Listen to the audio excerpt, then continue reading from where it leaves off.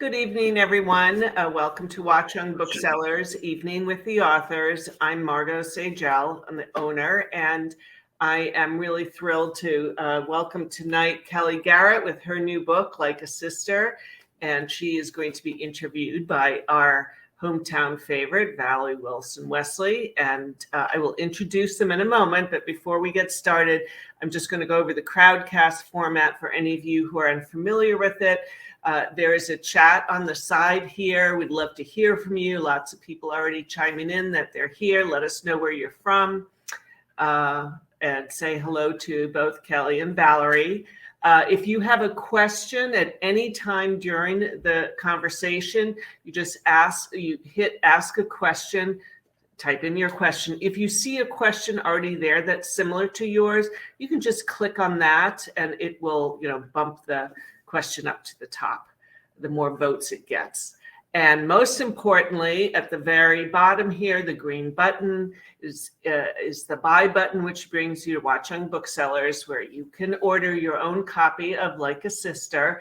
Kellye will be here at the bookstore on Sunday at 3 p.m. So she will, if you can come by and say hello, that'd be great. If you can't, but you would like her to personalize and sign books to you, just let us know when you order them and we'll get them ready for you.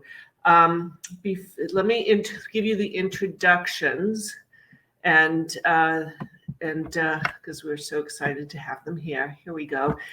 So Kellye Garrett is the acclaimed author of Hollywood Homicide, which won the Agatha, Anthony, Lefty, and independent publisher Ippy Awards for the best first novel, and was named one of BookBud's top 100 crime novels of all time. She also wrote Hollywood Ending, which was featured on the Today Show's Best Summer Reads of 2019, and was nominated for both Anthony and Lefty Awards. Prior to writing novels, Kellye spent 8 years working in Hollywood, including a stint writing for Cold Case. She currently serves on the board of directors for Sisters in Crime and is a co-founder of Crime Writers of Color.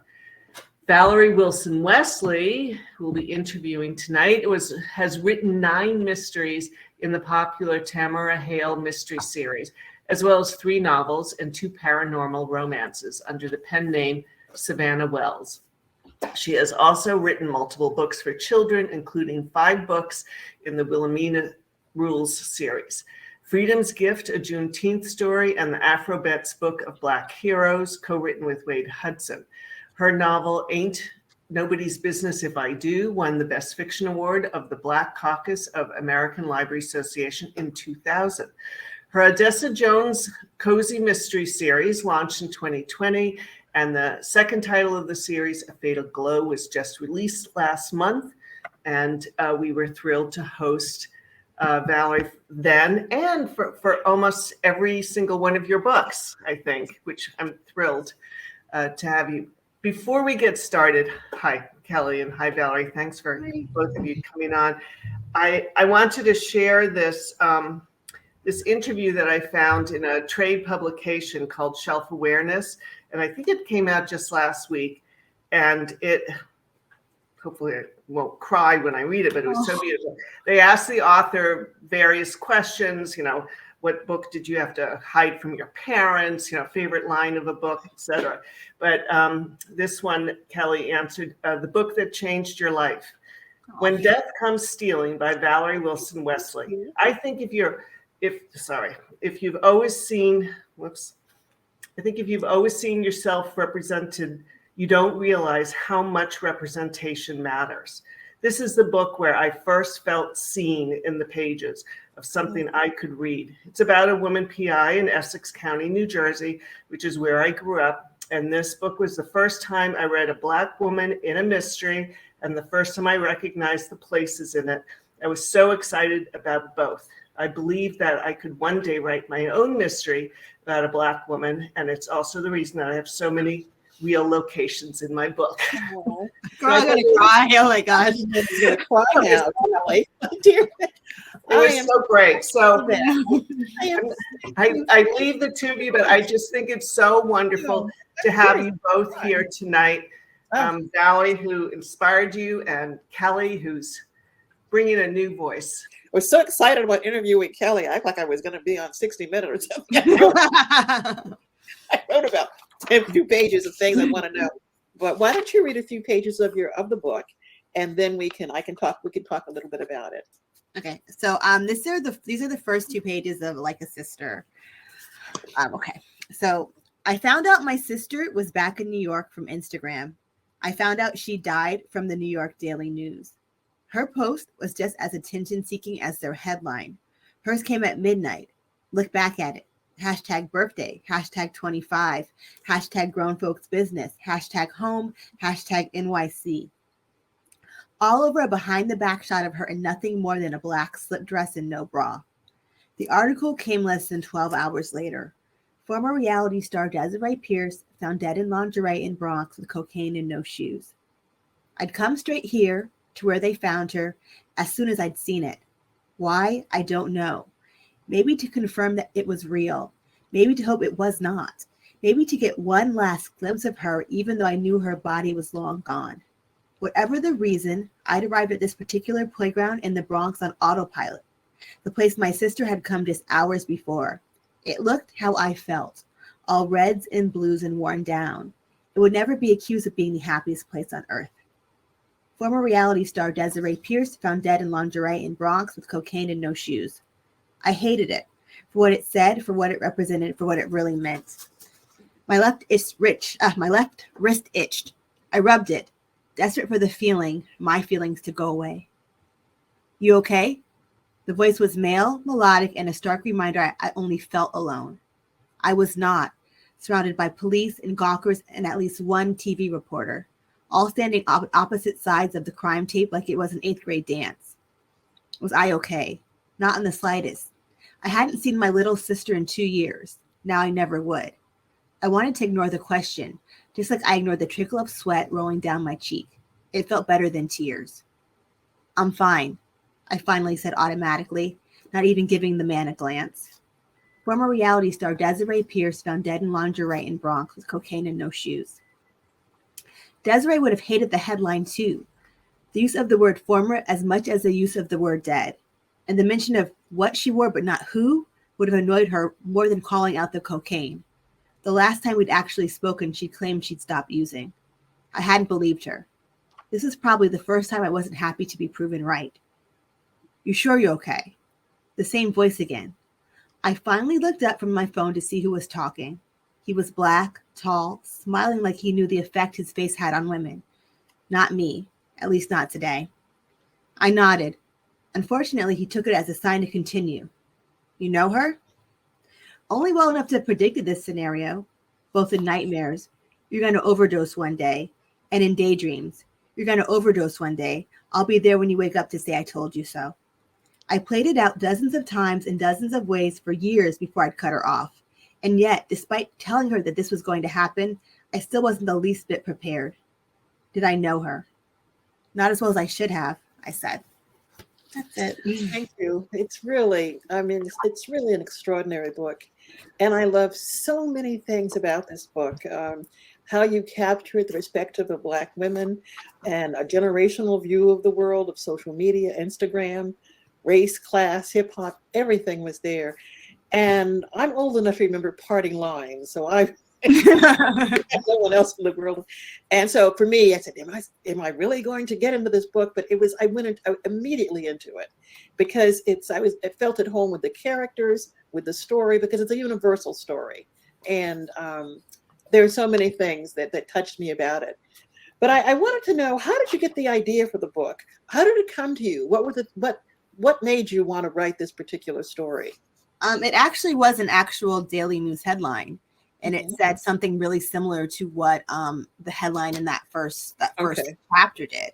And so I immediately saw it and I was just like, one, I thought it was disrespectful because it was on brand for the Daily News, as we all know, but it also, I felt like because it was a Black woman, they went extra hard. Like they would not have done that for like a Kardashian. But also I was just fascinated with that idea of like, how did this glamorous reality star go from partying it up in downtown Manhattan to dying alone on a street corner in the Bronx, And I was walking down the street one day and I go, oh, she was going to see her dead sister, her strange sister, not her dead sister. And she never made it. And so that's where I got the idea from. And so I kind of, once I knew that, like Lena to me kind of came to me, you know, and that estrangement kind of came to me too, because she's kind of like, why was my sister coming to see me? Why didn't she make it? And she doesn't believe it was just an overdose. So, the characters are so vivid. I mean, there were so many that just struck me and stayed with me even after I finished the book. First of all, how do you outline? Do you outline a book once you get the idea? Explain a little bit about that. How you write it? Do you pace it? It was well paced. Things happen, boom, boom, boom. And go ahead, tell me. I think part of it is I have a TV background. I worked in television, Okay. and so I worked on a TV show called Cold Case. So I kind of understand, like, my books are very plot heavy. Like you said, like they move. Like you're not gonna have like pages about like a tree. So I think that helps, and I do outline it. I think the blank page scares me, so outlining is my safety net.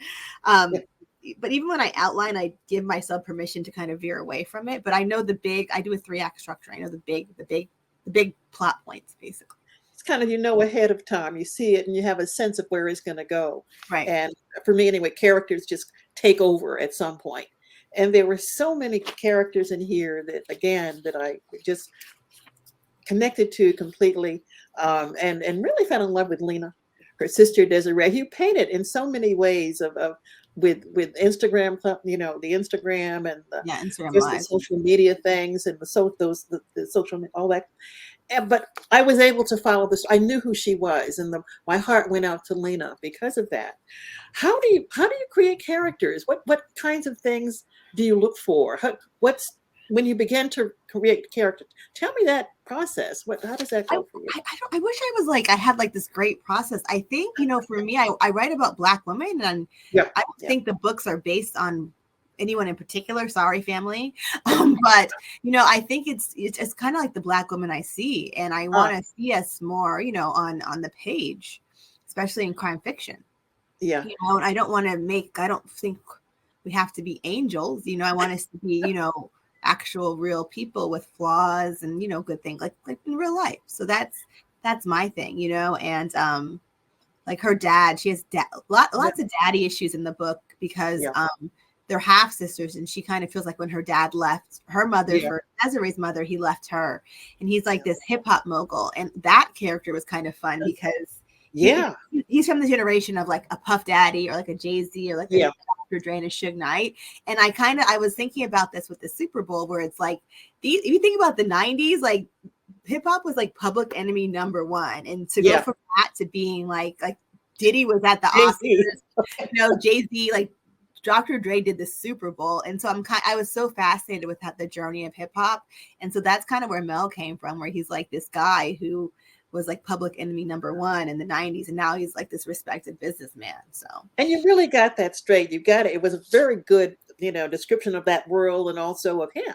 And having, again, lived through all this, and he's younger than I am, but I know young men like that. Yeah. And to see and you kind of know, and my daughters, I think, are a little older than you, but know that world very well. Yeah. So it was very, very, I felt very much, I know that you got it right. And you got, particularly with the hip hop part of it.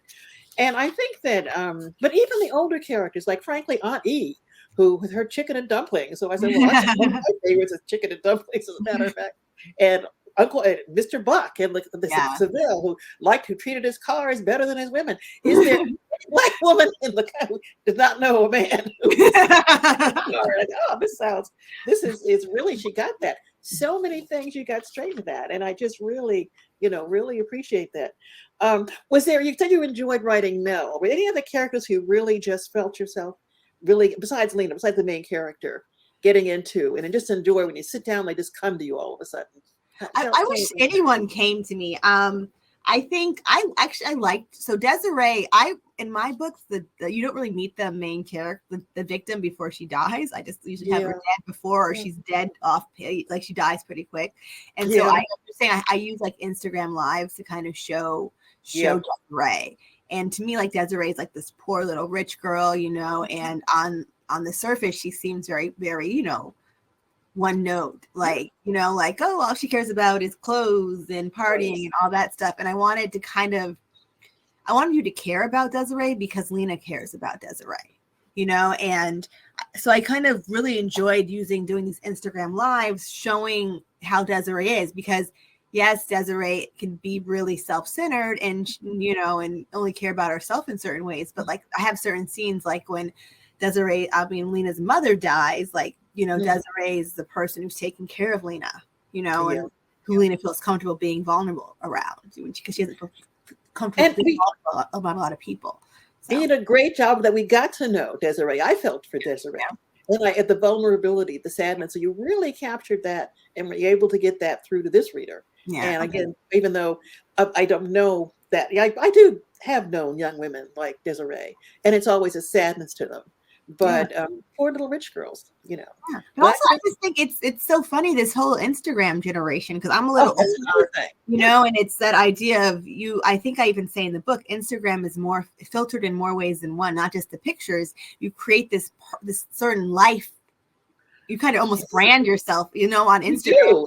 That came through. Every picture is beautiful and perfect. You look gorgeous and you're so happy and everything's wonderful. And like, you look great on this side, but behind the camera it can be a mess. And that's what you see with Desiree too. That really came through to me too, because as someone whose grandson had to teach her how to get on Instagram, and has, frankly, which is a little followers himself at 14, if you can believe that. So this again was like, what? This is a whole new world for me in a sense, and knowing and seeing how you really captured that very well. Any character that you really didn't like very much? Sometimes the characters that they're not comfortable with, that you don't really feel that close to, are harder to create. Was that any case? I think even the characters, like, so there's a character, Erin, who is Desiree's.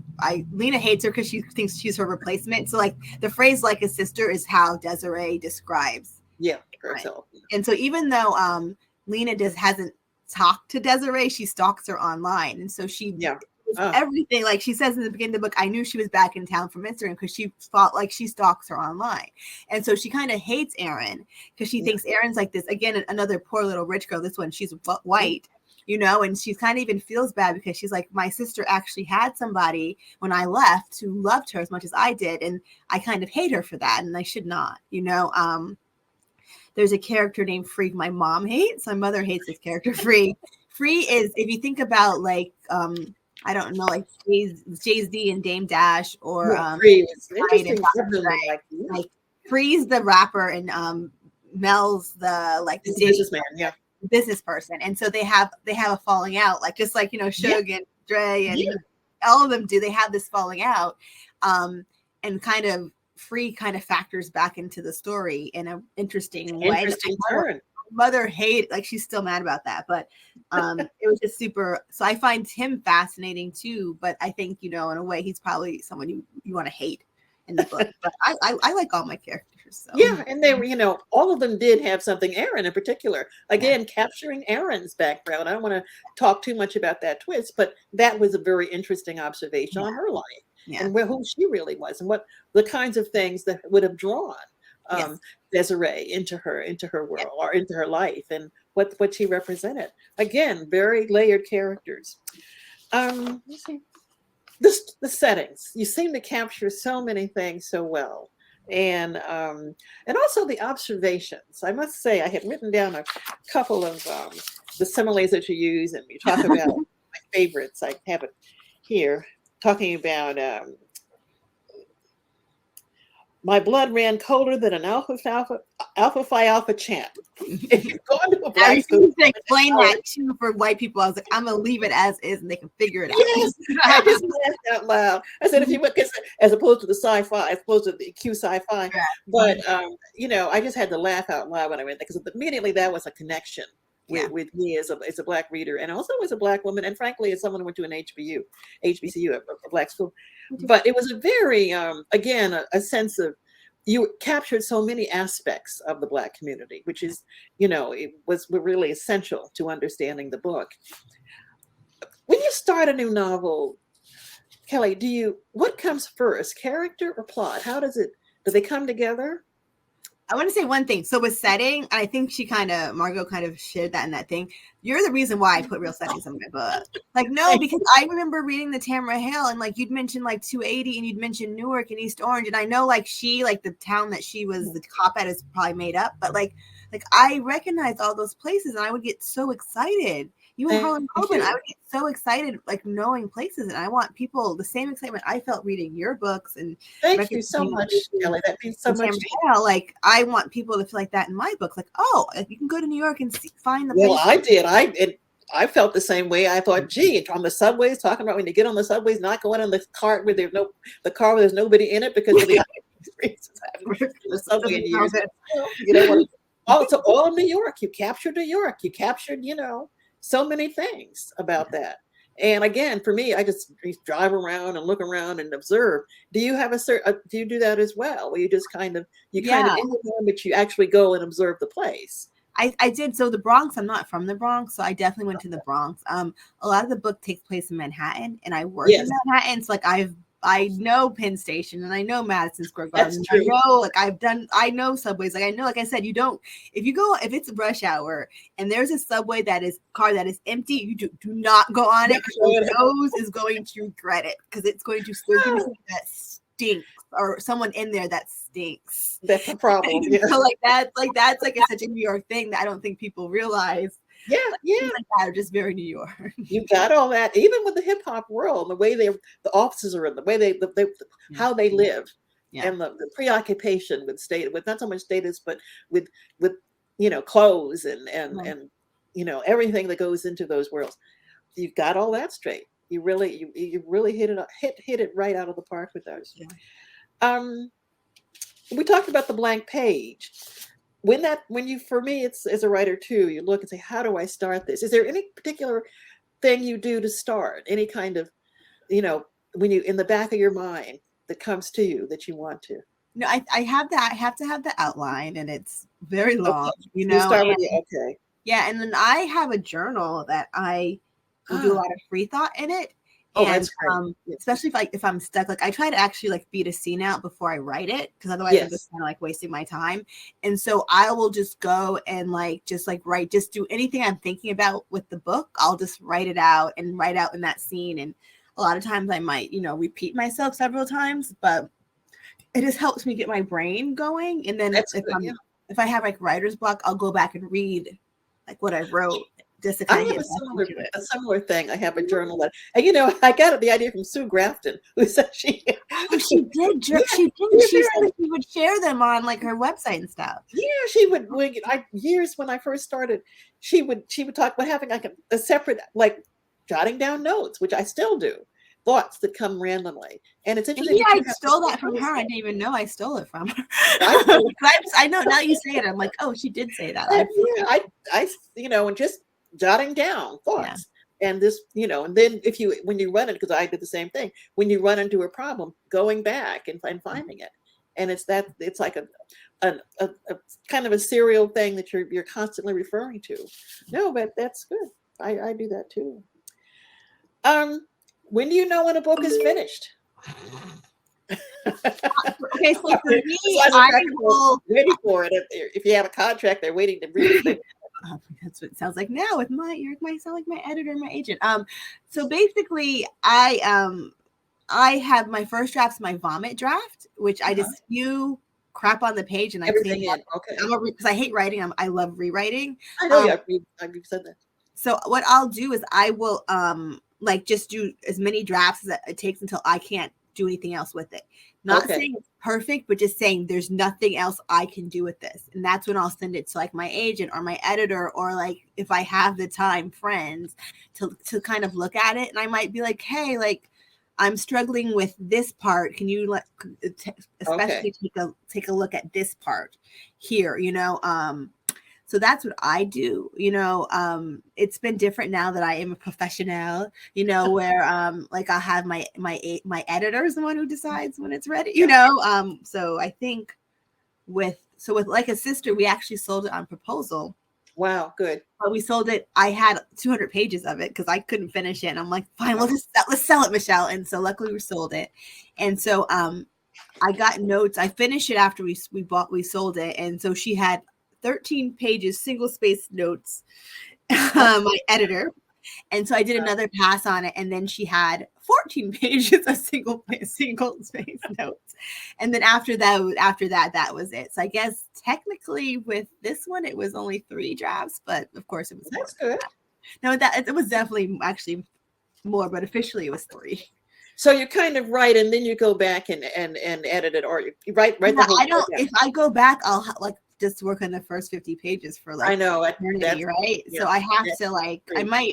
I'll put a note in my notebook or in the comments of the draft saying like, okay, change change this character from a man to a woman, or change this, change this backstory, this scene. So just as I keep going, and then as I do the next pass, I'll fix. You come back to it.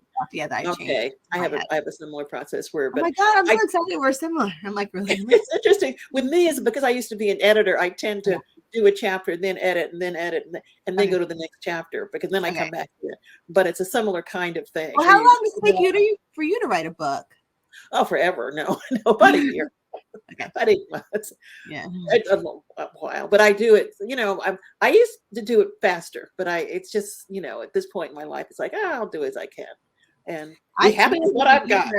A book a year is to me fast. Like I write very slow. There was one year I did 2 actually, but I never did that again. But were you writing full time? You weren't working, were you? I'm writing full time. Oh no, I was writing full time, and that's the difference. I was writing full time, but that's another story. That was interesting. If you want to talk about that, we'll chat. I do. That transition from that. I would love to chat about that. Yeah, I would love to do that one day soon. So yeah, because so many things about writing. There's so many things we have in common, and you're always learning from other writers. Yeah. And again, in reading your books, I would come away. I'm also working on my 3rd mystery, and it's hard sometimes when people say, "Well, you should read." But in reading your books, I would come away remembering certain things I have to do. I've got to get a contemporary edge to it. I've got to put this into it. And it's helpful to read other people's. Like if I read Louise Penny, I always come back to my work. I've got to add some sensual details about food. If I'm reading, Ruth Rendell, I've got to give a darkness. So it's like but reading your book, it was a similar kind of thing. I said, I really appreciate that. Thank you for that. Oh, because it's a reminder of just being contemporary. Best conversation ever. Let's do it every day. No, it's true. I mean, and I found myself even putting my work. I've got to read, see what's going to happen with these characters. So it's again, the characters stayed with me. They did, and that's a very good thing. How did you? When did you first realize you were a writer? When did it occur to you that you were a writer? When I was 5, I wanted to be a novelist, and I used to start stories. Not when I was start stories, and I would never finish them, which is still an issue. I still have problems finishing books. And I wanted to write, and then when I was 11, I found cozy mysteries like Joan Hess and Jane Jeffrey, and then when I was 13 or 14, I found Kinsey Milhone, and I found Walter Mitty and Barbara Neely, and I found you, and I was I feel very blessed that I was a teenager in the 90s, and as you know very well, that was I think so many Black people, especially Black women, were being. But even in crime fiction, we're being.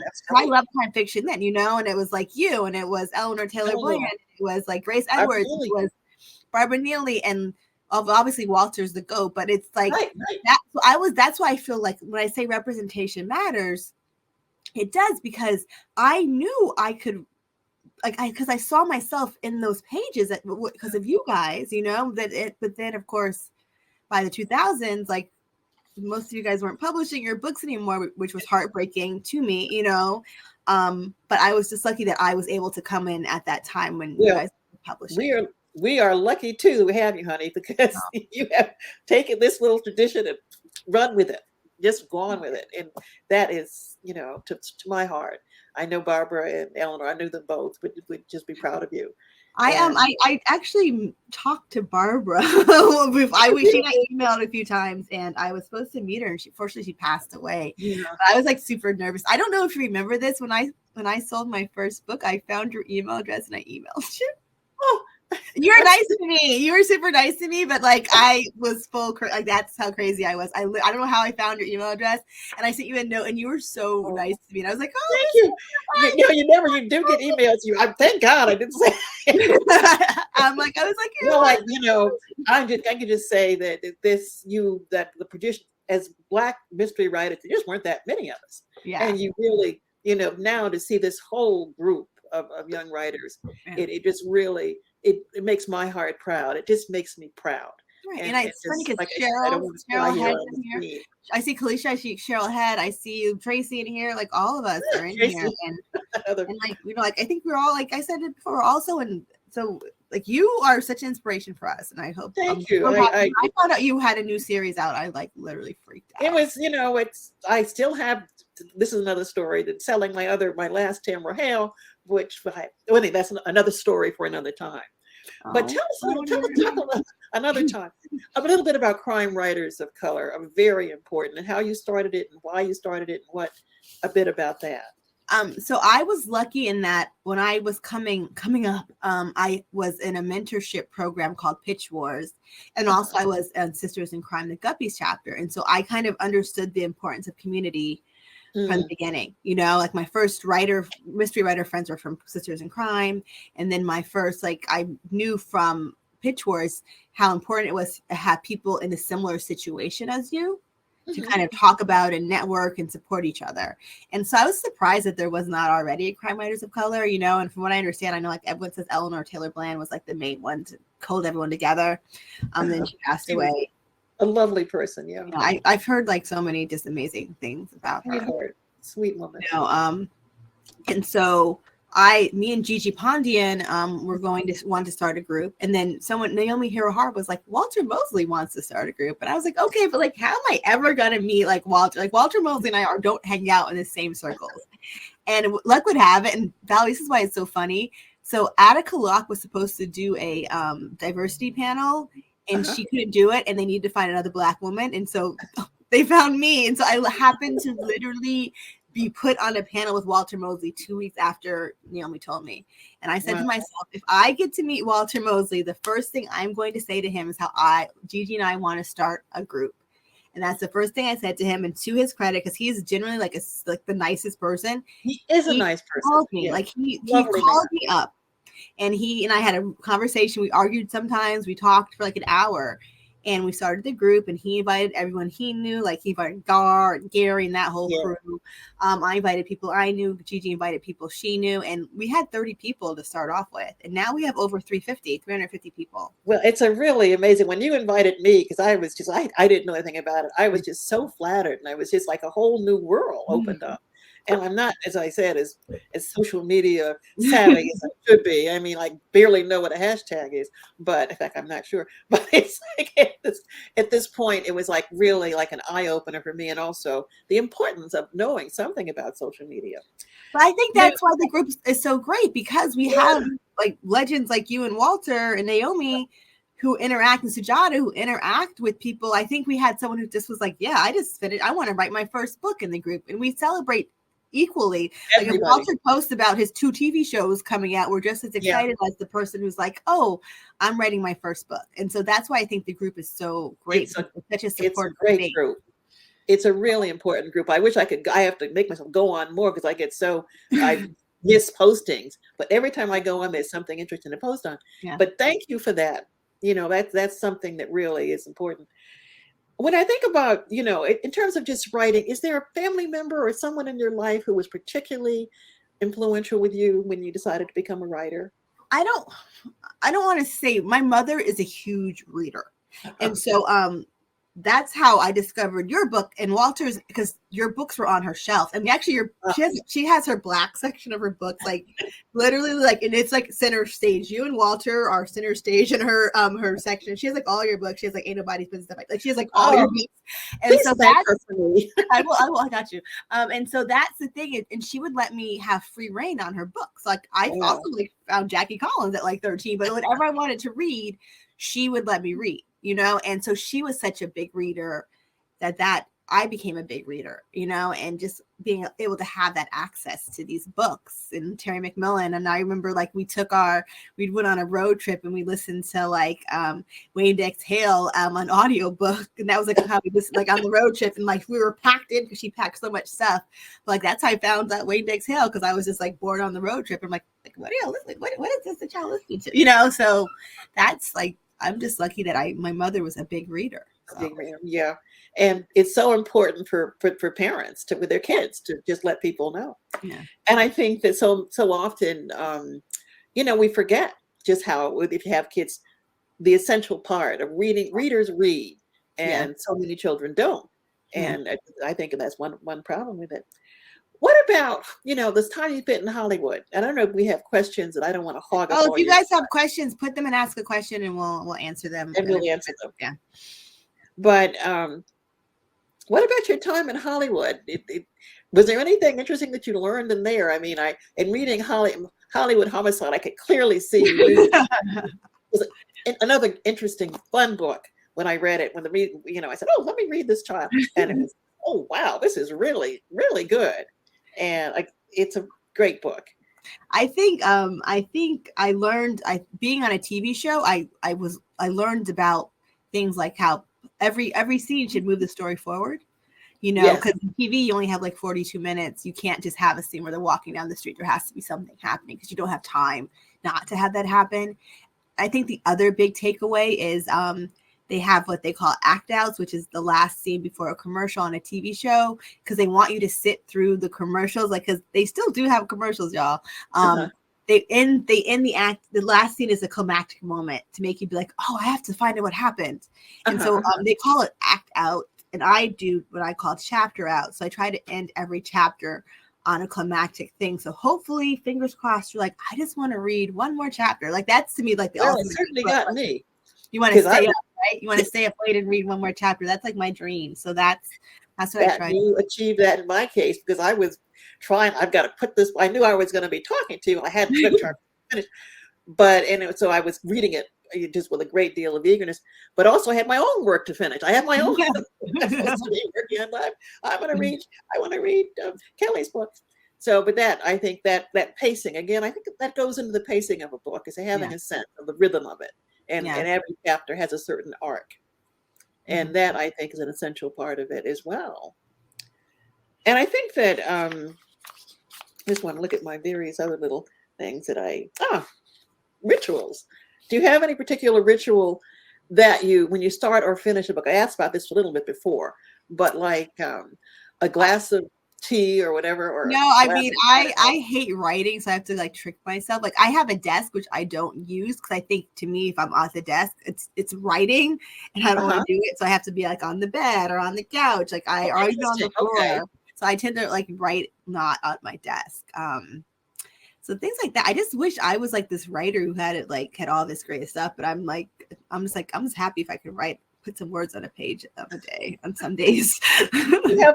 Ever have a quota of pages that you have to do every day? I try to do scenes versus quotas. Okay. I know like Valerie Burns, she and I write together sometimes. She does 1,000 words at least a day. That's how many. Yeah, that's interesting. I didn't realize. Yeah, but Valerie does like 2 or 3 books a year. So that's, I know.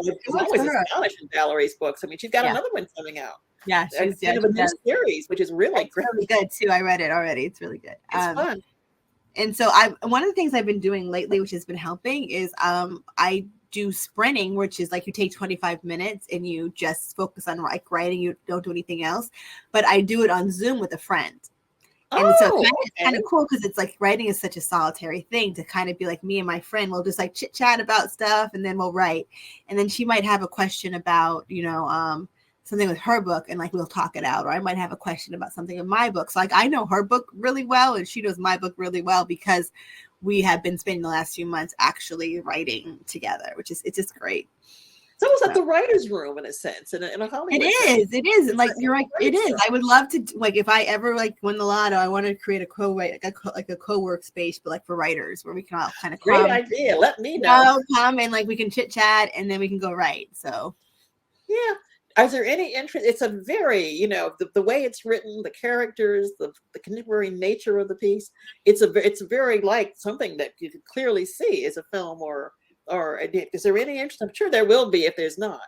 I mean, there's always like people who always like will message or like send your like agent something. So there's always like that, in terms of that. There's no deal yet, but there's always people who are sniffing around. Especially now, yeah, because I think what I understand, IP is like really big right now, and like they want to like use a lot of books and stuff. So there's been more, I think, with this one. So okay, good. No, there should be, because it's the kind of piece that would adapt itself very well to certainly to series television or to any of the characters, really. A whole thing around Mel or Free.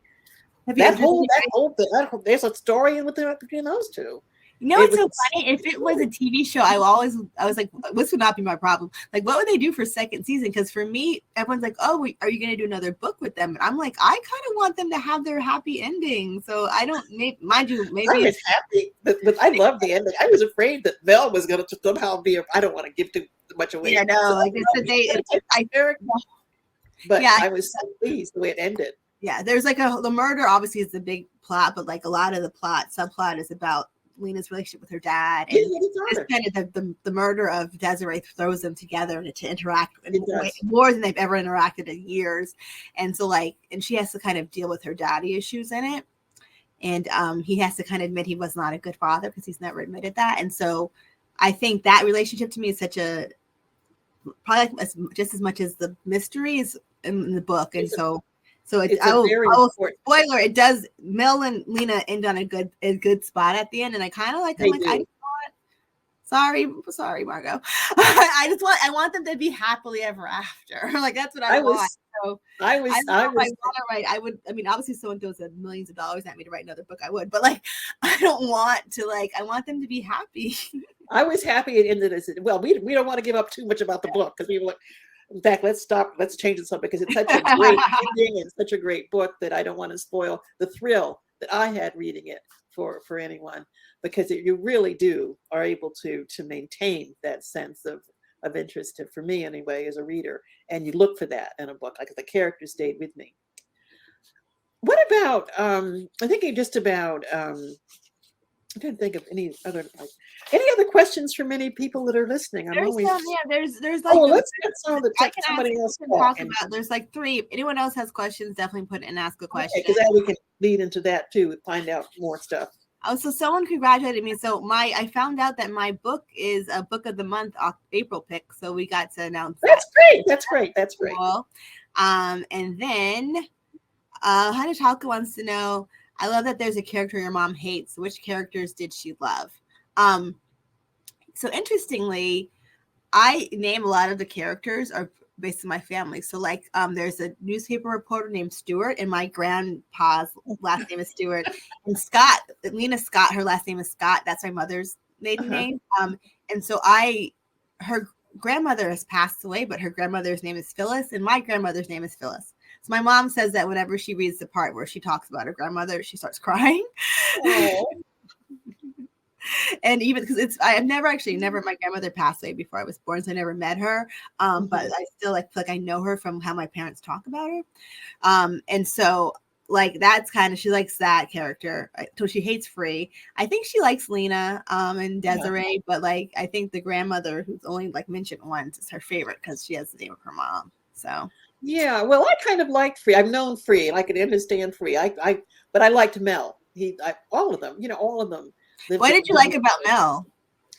I just know I've known people like Mel. I like the fact that he was a hip hop guy. I like the fact that he was a magnate. He was a businessman. I didn't like that he was there was a coldness to him that I didn't like. But I think he's an interesting character with the Mel. So I even have Lena say this. Mel is the villain in her story, but yes.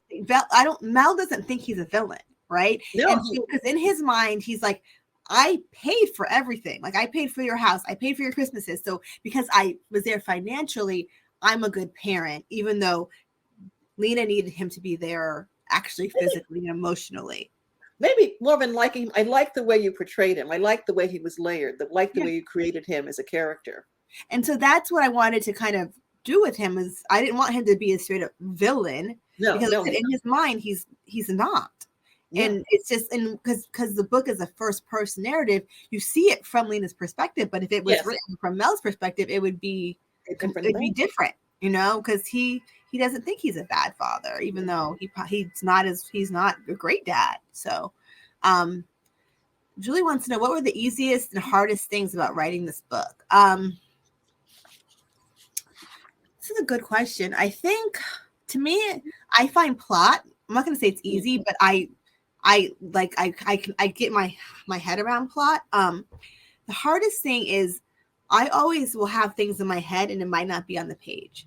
And so because I'm a Black woman, I don't always explain Black women thinking and it properly until my editor is white.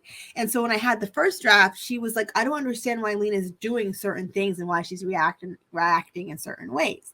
And so there's this whole thread in the book about the idea of the super Black woman. Yes. The idea of a strong Black woman and how as Black women, we always feel like we have to protect and take care of everybody else. And we don't always allow ourselves to be vulnerable. That came through very, very clearly, as well as Perky Black Girl. Yeah. I think is another role that we play. I'm very good at Perky Black Girl. You know, and so Perky Black old lady, but it's true. It's like those roles we fit ourselves into. Yeah. We put ourselves in, and you really got that. Yeah. When I was reading about just the strong Black woman, I thought about Judge Jackson and how she sat with all those horrible men and had the senators. And the attacks they threw at her. But I think I feel like she knew it was gonna I knew it was gonna happen, right? We know that they were gonna attack her, and they were gonna attack her for things that had nothing to do with her. Like, oh, you're Black. Let's talk about critical race theory and bring up a book that you probably have never read. Like, you know, but that's what we deal with, right? And that's the story of Black women and successful Black women, and that you got that down very, very well. It's always part of who we are. Yeah. Okay. My mom's friend Barbara's in here. Hi, Barbara. She wants to know, how does this book compare to your other two? So it's more serious. The other two were a series, and it was meant to be a very funny, lightweight series about this actress in Hollywood. And this is it's what they call a standalone. It's more serious. It's funny because I was trying to write a very serious book, and I had a friend, Lizzie Skernick, reading early pages, and she told me, she's like, oh, I was laughing so loud about like on the train, and I was like, no. And then I'm like, you know what? I'm just super sarcastic, and I'm just gonna my characters are just gonna be sarcastic. So I kind of like leaned into it, but it's definitely a more serious book. With the series, like Dana's looking into people who are dead who she doesn't know. Mm-hmm. You know, she wants to be a PI, and in this one, it's a much more personal. It is book because it's about this family.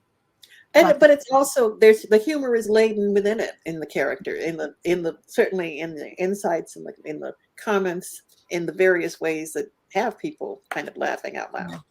And if you think about like Black people, we're definitely like it's better to laugh than to cry. You think about like the whole like Chris Rock and Will Smith, like that's a serious thing that happened. But like the jokes that Black people were doing, like had me cracking up about it. You know, because laugh to keep from crying. Yeah, I was going to say laugh to keep from crying, and that's my uncle used to say that all the time, and it's true. Yeah. It's part of the culture that we have. You have to, exactly. So Catherine wants to know, what are you working on next for both of you? So what are you working on right now, Valerie? Oh.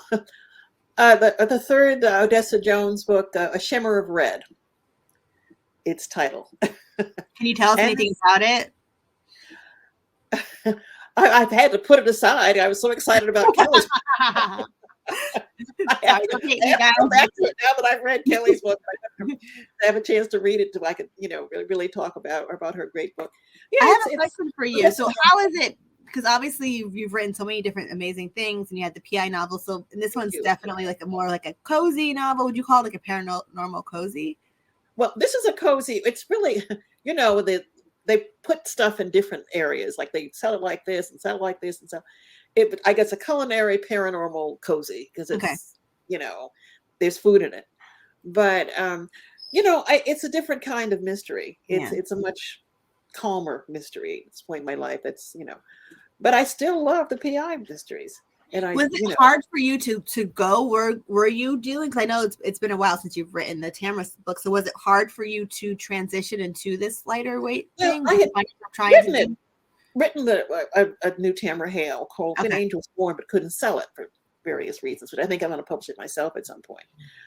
Yeah, I guess it's a very strong book.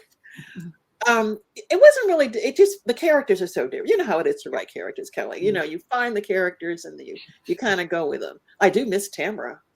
I miss her, and I miss Newark, and I miss writing about the city, and in a way that I don't in this book. But it has its own charms, its own kind of strong points. I feel like it does a lot. Yeah, but again, it always comes back to locating when we seeing a setting, and this is set in a small town, not like Newark, so there's not quite so much to play with. But it's a different experience. But each novel is different. Each character is different. Each plot is different, and each brings its own joy. Like I guess with you in Hollywood Homicide, and which again, a different kind of book. But when you were writing it, you really got into it. Yeah. And do you think about writing another series at some point? Not necessarily connected to the standalone, but I mean, if I had a really good idea, maybe. But right now I don't have an idea that I'd want to spend a long time with them. Like I said, I'm very happy with Lena, and that I feel like she got her happy ending. Yes, she did. So I'm happy with that. And it's funny. The tricky thing though is because I spend so much time on a book. Like it's like when I started writing Lena, I was still thinking about Dana, and I'd have to be like, no, that's not how Lena would react. That's how Dana would react. And so then I spent all this time with Lena, and I know Lena like this. And now in my new book, I'm struggling with that, where I'm like, this character Bree she's not going to react the same way that Lena's going to react. And so the idea behind the next one that I'm working on, it's going very, very, very, very slow. I was in Baltimore at a writer's retreat at a friend's house, and she was not in town, and she had this beautiful 4-story row house, and I was sleeping by myself in the bedroom on the 3rd floor, and I said to myself, I could walk downstairs tomorrow, find a dead body in the foyer, not know how it got there, and her neighbors would be like, who's the black girl, and why did she kill somebody? And so that's the idea behind the next book, that this black woman and her boyfriend come to Jersey City to hang out in New York. And she comes downstairs one day of this 4-story row house, and her boyfriend is gone. And there's this white woman who's been missing for days, dead in her foyer. And sounds like a good one. What's going on? And so I think I want to know. I'm on the vomit draft, so it's really bad. But I think I'm excited about it. And I think once the main thing is to be excited. Be excited. You got to be excited. Yes.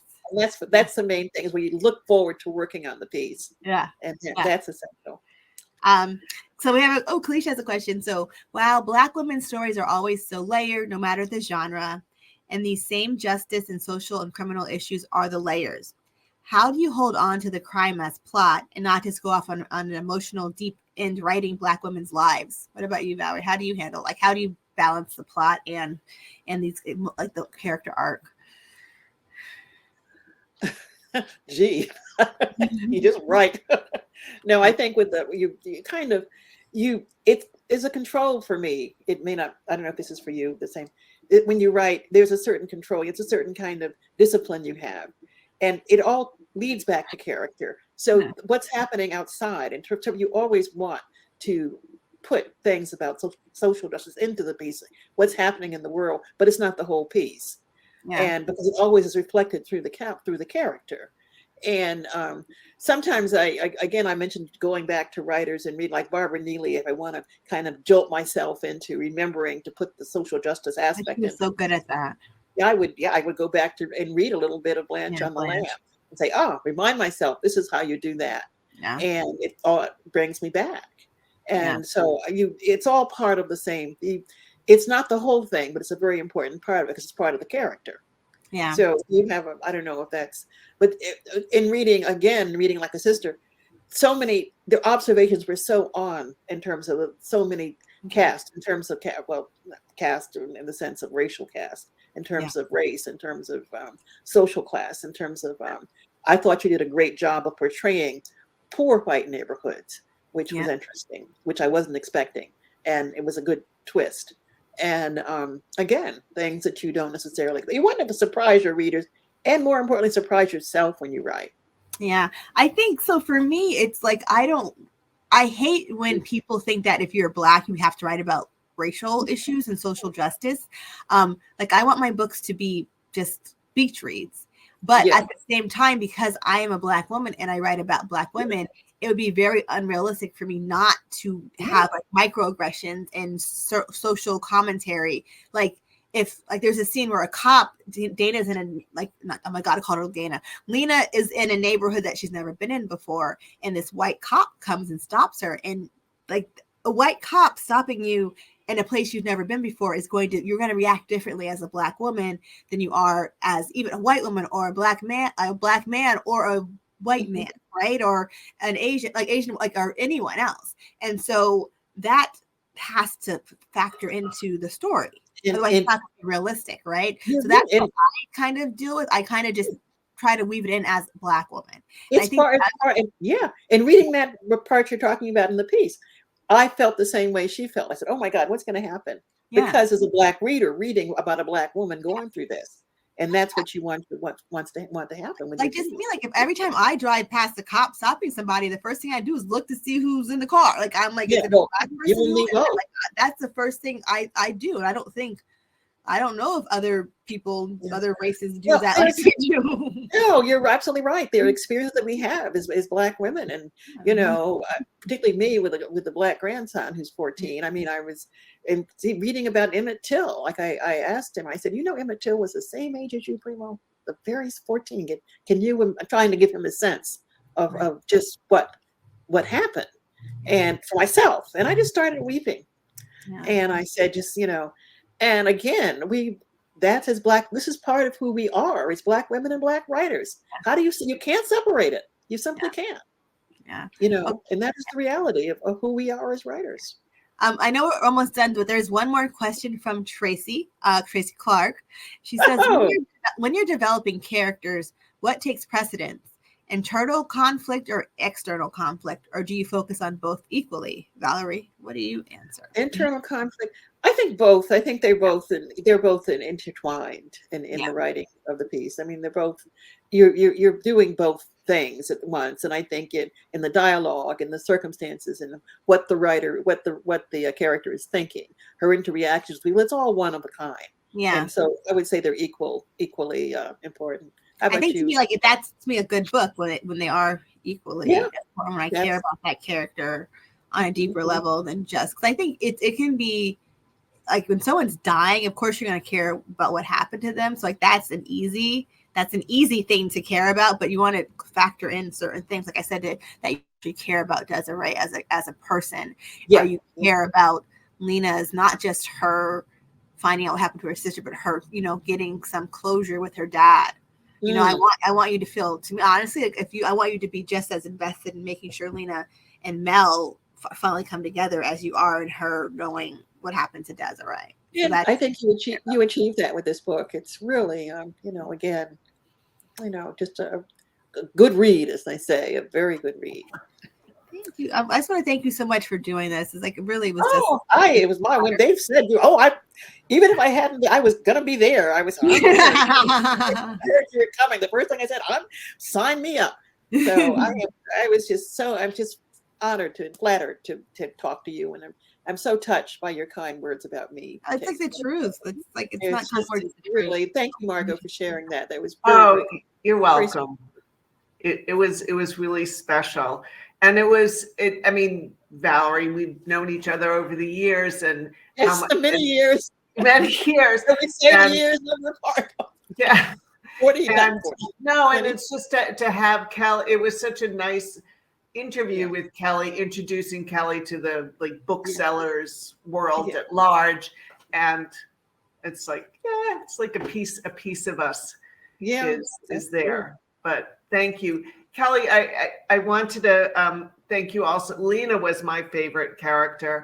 I thought you did so beautifully with her internal struggle, like who she was as a sister, as a daughter, as a granddaughter. I mean, it was really great. I have not finished, so that's why I shouted. No spoiler alerts. But thank you, and thank you both for this conversation. It's always really special to have our authors share like all their intimacies and as well as your whole craft.